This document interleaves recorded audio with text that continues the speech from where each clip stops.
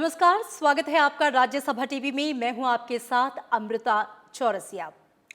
आज बुलेटिन में हम बात करेंगे इस समय कोरोना को लेकर क्या है देश और दुनिया की स्थिति, किस तरीके से भले संख्या जो है कोरोना संक्रमितों की उसमें बढ़ोतरी हो रही है, लेकिन रिकवरी रेट में भी लगातार सुधार हो रहा है। बात करेंगे कि कैसे आरोग्य सेतु ऐप जो है वो इस वक्त दुनिया का सबसे बड़ा ऐप बन गया है और वो किस तरीके से काम कर रहा है। इसके साथ ही राज्य सरकारें अपने अपने स्तर पर किस तरीके से काम कर रही हैं। इसके साथ ही हम बात करेंगे भारत वंदे मिशन की, और इसके अलावा हम बात करेंगे आज वीर सावरकर की जयंती है, उसे लेकर उपराष्ट्रपति ने उन्हें कैसे नमन किया है, और इसके साथ साथ तमाम अहम खबरों पर होगी हमारी नजर। आइए शुरुआत करते हैं बुलेटिन की। आरोग्य सेतु ऐप कोरोना रोगियों के संपर्क में आए लोगों का पता लगाने वाला दुनिया का सबसे बड़ा ऐप हो गया है। स्वास्थ्य मंत्री डॉक्टर हर्षवर्धन ने कहा कि सिर्फ 40 दिन में 11 करोड़ 40 लाख लोग इससे जुड़े हैं। उन्होंने बताया कि ये ऐप सरकार, उद्योग और नागरिकों के बीच तालमेल का शानदार उदाहरण है। सरकार ने कोविड-19 के प्रसार को सीमित करने के लिए हो रहे प्रयासों में मदद करने के लिए 2 अप्रैल को आरोग्य सेतु मोबाइल ऐप जारी किया।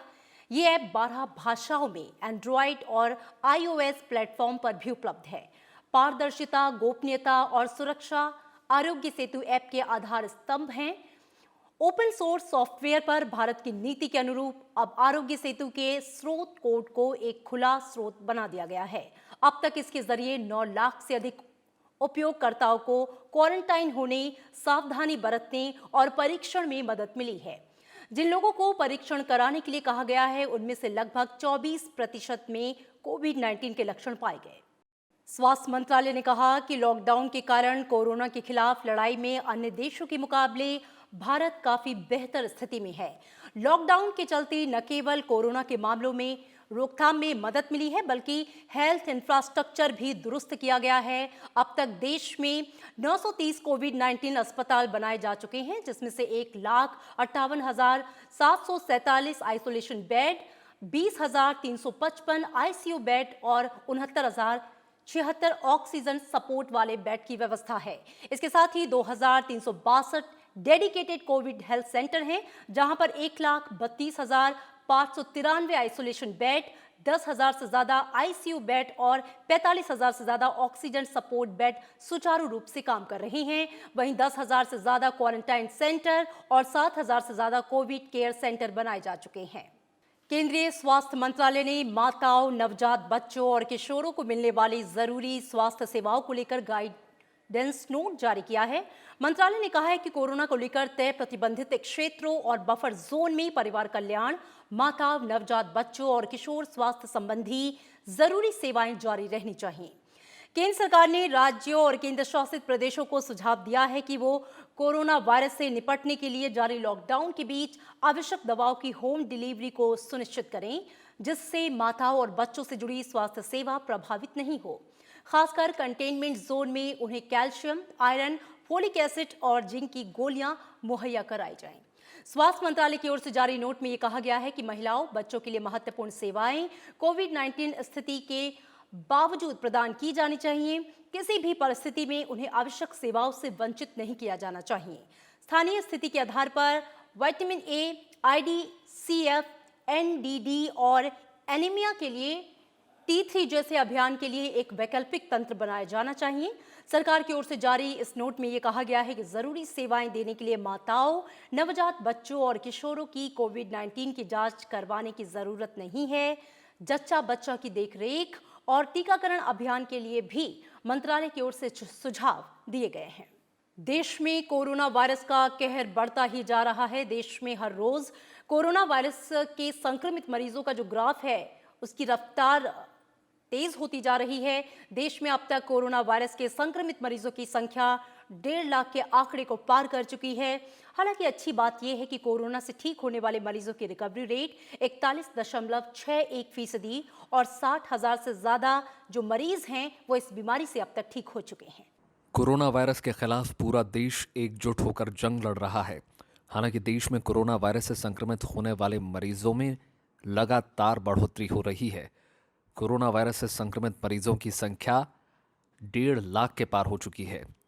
भारत में कोरोना के मामलों पर नजर डालें तो देश में कोरोना वायरस का पहला कंफर्म केस 30 जनवरी को केरल में सामने आया था। त्रिशूर में एक वुहान से लौटी एक मेडिकल स्टूडेंट कोरोना वायरस से संक्रमित पाई गई थी। इसके बाद 14 अप्रैल को भारत में कोरोना वायरस के मरीजों की संख्या 10,000 का आंकड़ा पार कर गई। भारत में शुरुआती 10,000 केस होने में 75 दिन लगे। हालांकि शुरुआती 10,000 केस आने के बाद देश में 10,000 से 20,000 केस होने में महज 8 दिन का ही वक्त लगा। भारत में कोरोना की बढ़ती रफ्तार का आकलन इससे ही लगाया जा सकता है कि कोरोना वायरस के 20,000 से 30,000 मामले होने में 7 दिन का वक्त लगा, जबकि 30,000 से 40,000 होने में सिर्फ 4 दिन और 40,000 से 50,000 होने में भी 4 दिन ही लगे। वहीं 50,000 से 60,000 होने में महज 3 दिन और 60,000 से 70,000 होने में केवल 2 दिन और 70,000 से 80,000 होने में 3 दिन का वक्त लगा। वहीं देश में 80,000 से 90,000 कोरोना मरीजों की संख्या महज 2 दिन में ही बढ़ गई, जबकि 90,000 से 1 लाख तक का आंकड़ा 2 दिनों में ही पहुंच गया। जनवरी में पहला मामला आने के बाद फरवरी तक इसकी रफ्तार धीमी थी। अप्रैल तक कुल केसों की संख्या 34,866 थी, लेकिन 6 मई तक ये संख्या बढ़कर 53,000 तक पहुंच गई और 18 मई को यानी 12 दिनों में ये आंकड़ा 1 लाख को पार कर गया, जबकि 27 मई तक ये आंकड़ा 1,51,767 तक पहुंच गया। इनमें 83,000 से ज्यादा एक्टिव केस हैं, जबकि 64,425 लोग ठीक होकर घर जा चुके हैं। देश में कोरोना के बढ़ते मामलों के बीच इससे ठीक होने की दर भी बढ़ती जा रही है। फिलहाल रिकवरी रेट 41.61% है। वहीं कोविड-19 से संबंधित मृत्यु दर घटकर 2.87% रह गया है, जो दुनिया में सबसे कम मृत्यु दरों में से एक है। भारत में फिलहाल प्रतिदिन 1.1 लाख नमूनों की जांच हो रही है, जो हर आए दिन के साथ बढ़ता ही जा रहा है। Bureau report, Rajya Sabha TV. देश में कोरोना वायरस के संक्रमण की स्थिति की बात करें तो पिछले 24 घंटे में 6,000 से ज्यादा नए मामले सामने आने के साथ ही कोरोना संक्रमित लोगों की कुल संख्या 1.5 लाख के पार पहुंच गई है। लेकिन राहत की बात यह है कि रिकवरी रेट में भी लगातार सुधार हो रहा है और ये अब 42.45% हो गया है। देश में कोविड-19 मरीजों की संख्या बढ़कर 1,51,767 हो गई है। इसमें 83,000 से ज्यादा एक्टिव केस हैं। पिछले 24 घंटों में कोरोना के 6,387 नए केस आए हैं और 170 लोगों की मौत हुई। अब तक देश में 64,425 कोविड-19 मरीज ठीक हो चुके हैं। वहीं 4,337 लोगों की मौत कोरोना से हुई है। सबसे ज्यादा कोरोना वायरस के संक्रमण से पीड़ित राज्यों की बात करें तो महाराष्ट्र में कोरोना के मामले थमने का नाम नहीं ले रहे हैं। पिछले 24 घंटे में यहां पे कोरोना वायरस के 2,091 नए केस सामने आए हैं, जिनमें 1,000 से ज्यादा सिर्फ मुंबई में दर्ज किए गए हैं और राज्य में 97 लोगों की मौत हुई है। महाराष्ट्र में अब तक 54,700 से ज्यादा कोरोना संक्रमण के मामले सामने आए हैं। वहीं करीब 17,000 लोग ठीक भी हुए हैं। 1792 लोगों की इस बीमारी से अब तक मौत हुई। गुजरात में अब तक 14,800 से ज्यादा लोग कोरोना से संक्रमित हुए हैं तो 7,000 से ज्यादा लोग ठीक हुए हैं। वहीं 900 से ज्यादा लोगों की इससे मौत हुई है। दिल्ली में अब तक 14,400 से ज्यादा लोग कोरोना से संक्रमित हुए, वहीं 288 लोगों की इससे मौत हुई तो 7,000 से ज्यादा लोग स्वस्थ हुए हैं। राजस्थान में 7,500 से ज्यादा कोरोना के संक्रमण के मामले सामने आए, 170 लोगों की इससे मौत हुई। 4,000 से ज्यादा लोग इस बीमारी से ठीक हुए। तमिलनाडु की बात करें तो 17,700 से ज्यादा कोरोना के संक्रमण के मामले सामने आए, वहीं 9,000 से ज्यादा लोग ठीक भी हुए। 127 लोगों की इस बीमारी से अब तक मौत हुई। दुनिया कोरोना वायरस की महामारी से बुरे दौर से उबरने की कोशिश में जुटी है। कई देशों ने अपने यहाँ पे लॉकडाउन में ढील दी है, जिससे जिंदगी दोबारा पटरी पर लौट रही है। देश में जारी कोविड-19 संकट के बीच ईरान की नवगठित संसद ने बुधवार को कार्यवाही शुरू की। इससे पहले सभी सांसदों की कोरोना जांच की गई।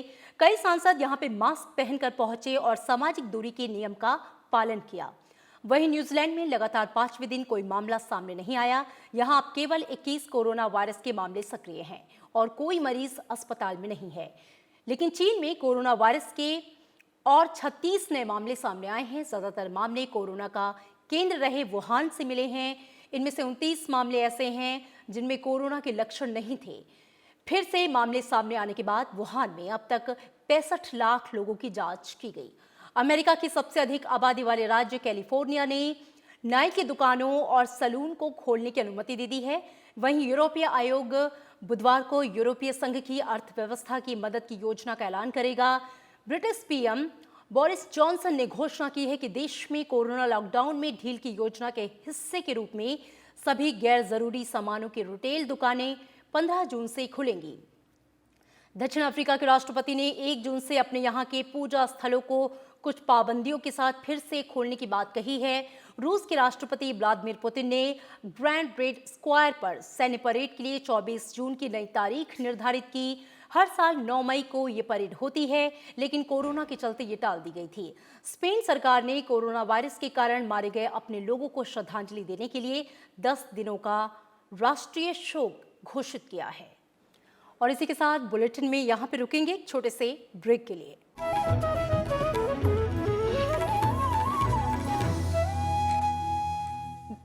ब्रेक के बाद स्वागत है आपका। आप देख रहे हैं राज्यसभा टीवी।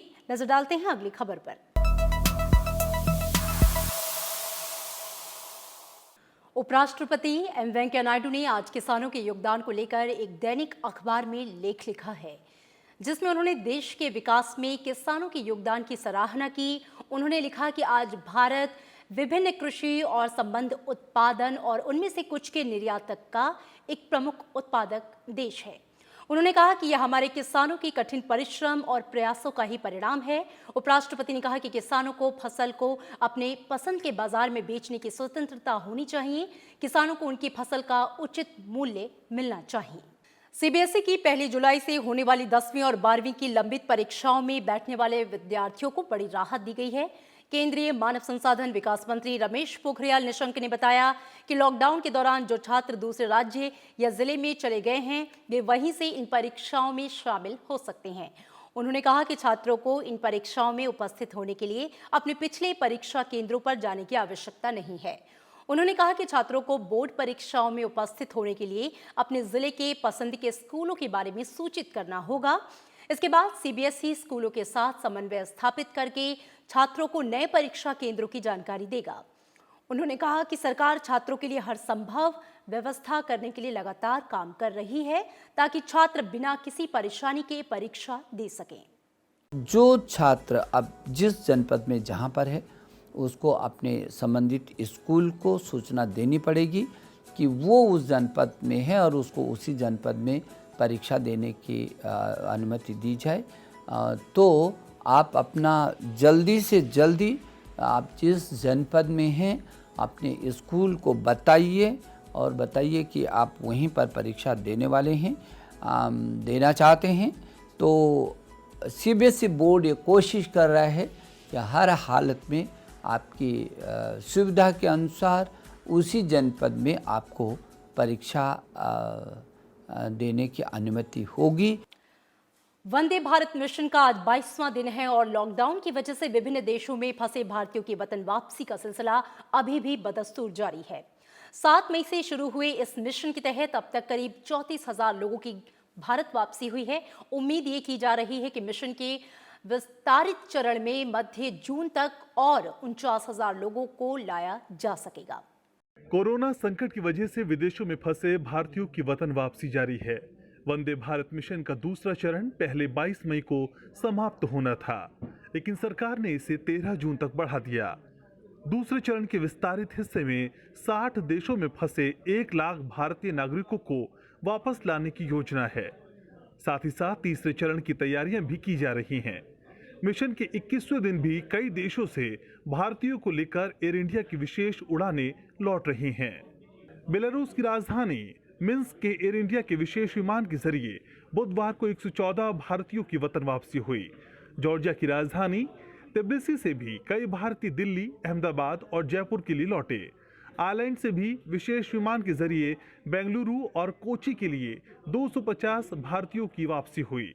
वहीं फ्रांस की राजधानी पेरिस से एयर इंडिया का विशेष विमान 247 भारतीयों को लेकर दिल्ली पहुंचा। इसके बाद आगे की यात्रा में लोगों को अहमदाबाद पहुंचाया गया। पेरिस से एक और विमान बुधवार देर रात उड़ान भरेगा। इधर मिस्र की राजधानी काहिरा से भी आज एक विमान भारतीयों को लेकर वतन वापसी के लिए रवाना हुआ है। विस्तारित चरण के तहत खाड़ी देशों के 15 अतिरिक्त उड़ानों का संचालन भी निर्धारित है। Travelling from the Paris to India. मेरे छोटे छोटे बच्चे पिछले 2 महीने से इंडिया में, परिवार सारा इंडिया में था। एम्बेसी ने बहुत सपोर्ट किया। जब भी उनसे ट्विटर पे या कभी भी मैसेंजर पे बात होती थी तो उन्होंने immediately within a day और within few hours I used to get the reply. They always motivated and encouraged me and which helped me to इससे पहले मिशन के 20वें दिन यानी मंगलवार को एयर इंडिया और एयर इंडिया एक्सप्रेस के 19 विशेष विमानों के जरिए 3,393 भारतीयों की वतन वापसी हुई। वंदे भारत मिशन के तहत विभिन्न देशों से 26 मई तक 175 से ज्यादा उड़ानों से करीब 34,000 से ज्यादा लोग स्वदेश लौट चुके हैं। वहीं भारत से 164 उड़ानों से 10,000 से ज्यादा विदेशी नागरिक वापस गए हैं। अखिलेश सुमन, राज्यसभा टीवी। लॉकडाउन के बीच अपने घरों को लौट रहे मुसाफिरों को सेवाएं मुहैया कराने के लिए भारतीय रेल लगातार प्रयास कर रही है और अपनी विश्वसनीयता पर खरी उतर रही है। मुश्किल की इस घड़ी में मुहैया कराई जा रही रेल सेवाओं के दौरान रेलवे ने यात्रियों की सुविधा और सुरक्षा को अपनी पहली प्राथमिकता बताया है। रेलवे ने लॉकडाउन के बीच बड़ी संख्या में प्रवासी श्रमिकों को उनके गृह राज्य पहुंचाया है। करीब 3,500 रेलगाड़ियों का संचालन हुआ है और इनके जरिए 48 लाख से ज्यादा कामगार अपने घरों को पहुंचे हैं। बुधवार को कर्नाटक से झारखंड के लगभग 1,600 प्रवासी श्रमिकों और छात्रों को लेकर दोपहर 1:30 बजे के करीब श्रमिक special train Bokaro railway station पहुंची।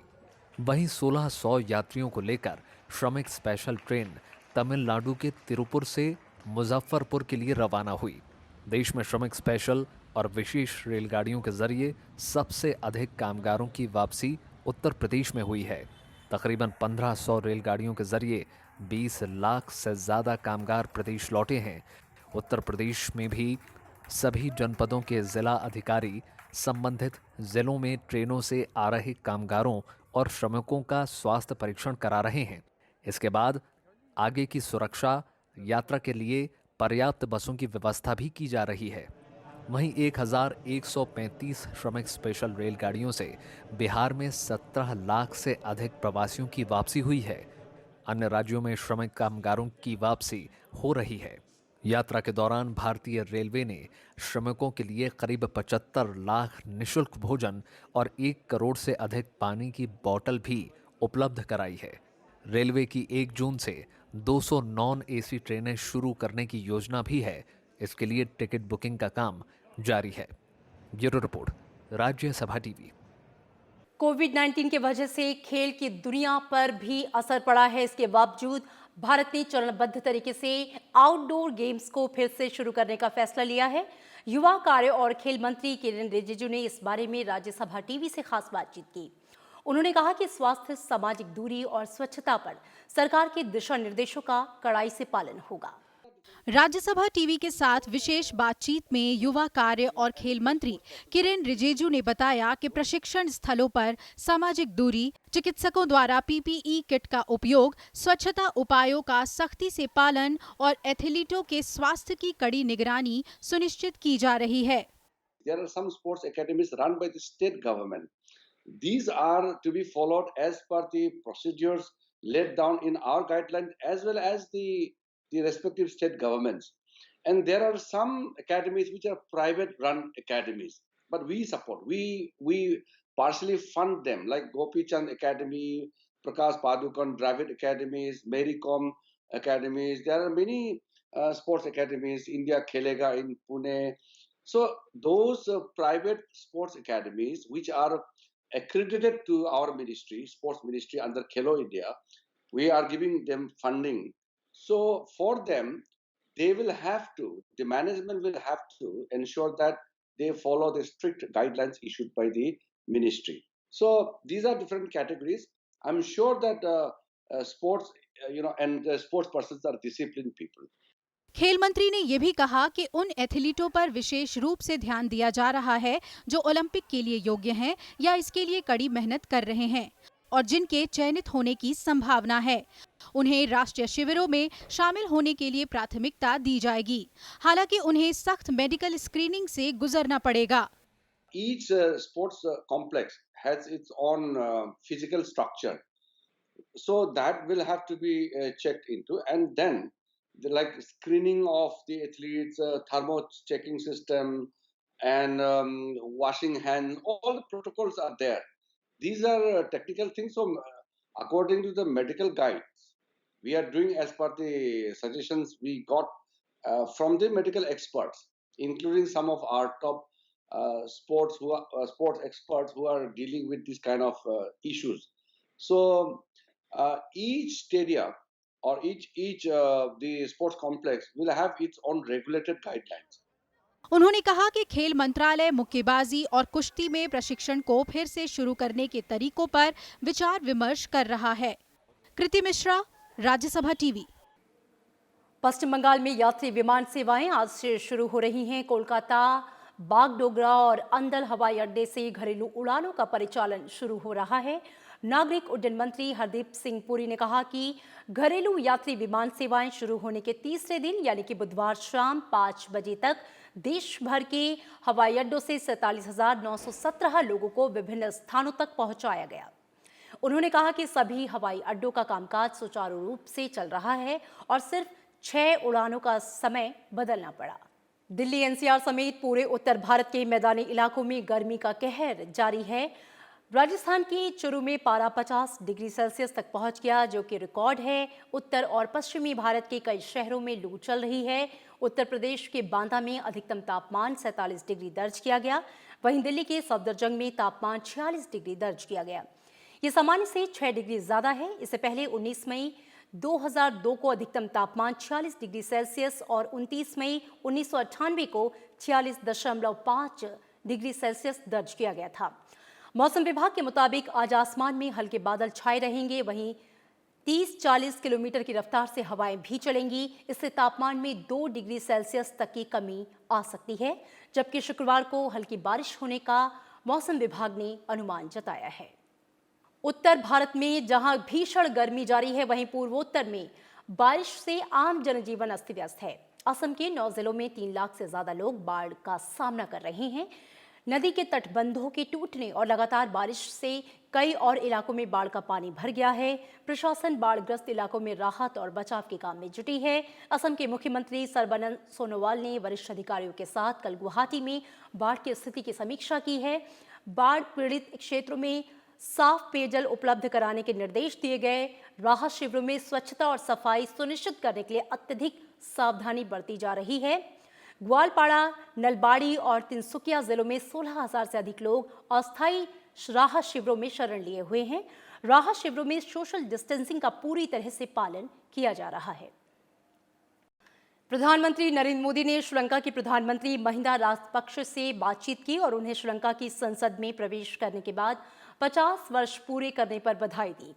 प्रधानमंत्री ने श्रीलंका के विकास में अपने लंबे राजनीतिक करियर में राजपक्षे के योगदान को याद करते हुए उन्हें भविष्य के लिए शुभकामनाएं दी। दोनों नेताओं ने वर्तमान कोविड-19 महामारी के स्वास्थ्य और अर्थव्यवस्था पर पड़ने वाले प्रभाव और दोनों देशों में उनसे मुलाकात करने के लिए किए जा रहे उपायों पर चर्चा की। विनायक दामोदर सावरकर यानी कि वीर सावरकर को आज उनकी जयंती पर देश याद कर रहा है। इस मौके पर देश भर में कार्यक्रम किए जा रहे हैं। अंग्रेजी सत्ता के खिलाफ स्वतंत्रता के लिए संघर्ष करने वाले वीर सावरकर का जन्म आज ही के दिन 1883 को नासिक के भगूर गांव में हुआ था। सावरकर भारत के पहले व्यक्ति थे जिन्होंने 1857 की लड़ाई को भारत का स्वाधीनता संग्राम बताते हुए लगभग 1000 पृष्ठों का इतिहास लिखा। सावरकर 1911 से 1921 तक अंडमान की सेल्यूलर जेल में रहे। वीर सावरकर न सिर्फ एक क्रांतिकारी थे, बल्कि एक भाषाविद, बुद्धिवादी, कवि, क्रांतिकारी, दृढ़ राजनेता, समर्पित समाज सुधारक, दार्शनिक, महान इतिहासकार और ओजस्वी वक्ता भी थे। उनके इन्हीं गुणों ने उन्हें महानतम लोगों की श्रेणी में उच्च पायदान पर लाकर खड़ा कर दिया।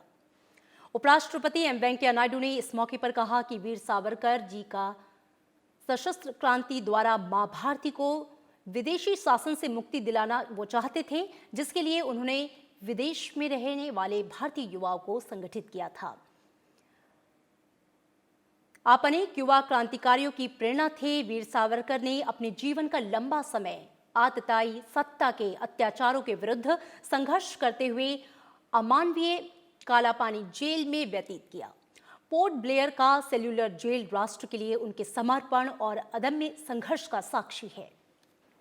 वीर सावरकर ने दलित और दुर्बल वर्गों के भाई बहनों के लिए एक न्यायपूर्ण, समावेशी, संवेदनशील समाज की स्थापना हेतु सामाजिक रूढ़ियों का विरोध किया। उन्होंने मंदिरों में दलितों के प्रवेश के लिए लंबा संघर्ष किया, छुआछूत के विरुद्ध एक सशक्त आंदोलन चलाया।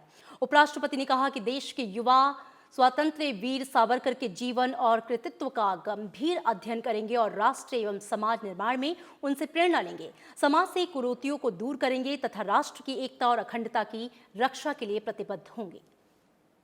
आंध्र प्रदेश के पूर्व मुख्यमंत्री और सुप्रसिद्ध कलाकार एन.टी. रामाराव की भी आज जयंती है। इस मौके पर उपराष्ट्रपति एम वेंकैया नायडू ने उन्हें श्रद्धांजलि अर्पित की।